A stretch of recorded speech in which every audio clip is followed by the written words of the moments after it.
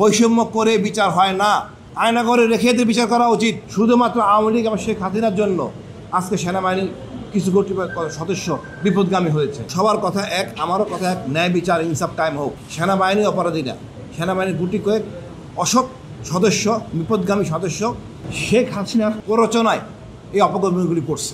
আমাদের পরিষ্কার হতে হবে, শুধুমাত্র আওয়ামী লীগ এবং শেখ হাসিনার জন্য আজকে সেনাবাহিনী কিছু কর্তৃপক্ষ সদস্য বিপদগামী হয়েছে। আমরা ইনসাফ চাই। এই বিচার, এই আয়নাঘর আছে, এটা প্রকাশ করে 22 সালে। কেউ কোনো কথা বলেন নাই, কোনো জেনারেলও কথা বলেন নাই, উচিত ছিল। আজকে আমরা বিচার পাচ্ছি, আল্লাহ কাছে, মহান আল্লাহ কাছে শুক্রিয়া। জেনারেল ওয়াকারকে ধন্যবাদ, উনি কোঅপারেট করছেন, ওনারা ইনসাফ চাচ্ছেন, আমরাও ইনসাফ চাই। তবে একটু কথা আছে আমার, স্বরাষ্ট্র উপদেষ্টা সাবজেক্ট সৃষ্টি করছেন, আমি এর বিপক্ষে। কোনো বৈষম্য চলবে না কারো সাথে।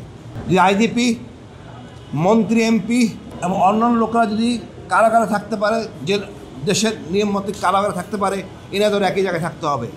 বৈষম্য করে বিচার হয় না, আমরা বৈষম্য চাই না। আমি তো মনে করি আয়না করে রেখে এদের বিচার করা উচিত। তবে দেশের আইনের প্রতি শ্রদ্ধাশীল এই স্বরাষ্ট্র উপদেষ্টা আমাদের মধ্যে বিভেদ সৃষ্টি করে দিছে। আমি এর প্রচণ্ড ঘৃণা করি। কোন কাতারের মধ্যে পরে আমি জানি না। ওনাকে ডিভিশন দেওয়া হবে, অফিসারদের ডিভিশন নিয়ে থাকবেন। ওখানে কি আইজিপি নাই? তিনি নাকি আইজিপির ঊর্ধ্বে।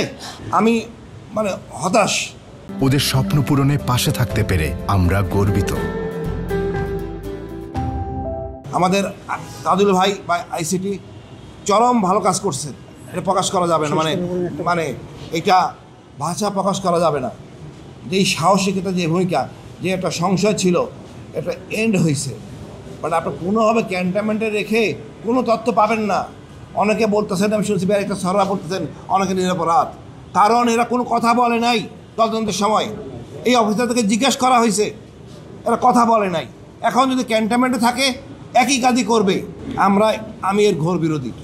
দরকার হলে পূর্ণ তদন্ত হবে, বাট কারাগারে রেখে, ওই ক্যান্টনমেন্টের ভিতরে এসি রুমে রেখে কাঁটা চামিচ প্লেটে এটা রাখা কোনোভাবে সম্ভব না। বৈষম্য হলে আমরা ন্যায় বিচার পাবো না।